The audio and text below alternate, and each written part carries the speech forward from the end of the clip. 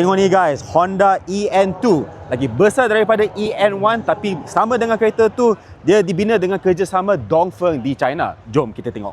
Dari depan kereta ni tak nampak macam Honda langsung. Lampu dia sangat tajam dan kalau nampak dari jauh, kereta ni nampak dia ada lambang H yang besar. Belakang pun sama juga.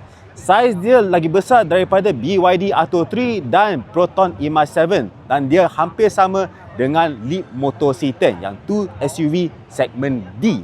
Dan beza daripada Honda yang lain, EN2 ni dapat pop-out door handle. Ruang dalaman pun beza daripada Honda yang lain. Dia ada skrin nipis untuk driver dan touchscreen besar dengan kawalan AC di dalamnya. Dan gear sector dia gunakan butang. Dan kalau tengok dia punya steering, dia tulis Honda, dia tak ada lambang H langsung. EN2 ni of course dia EV dengan satu motor di depan menghasilkan 200 kuasa kuda dan torque 310 Nm.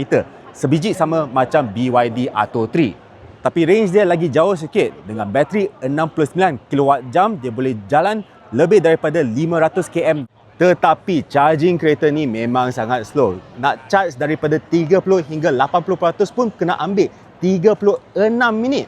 So inilah Honda EN2. Kalau masuk Malaysia, boleh consider tak? Tulis kat bawah.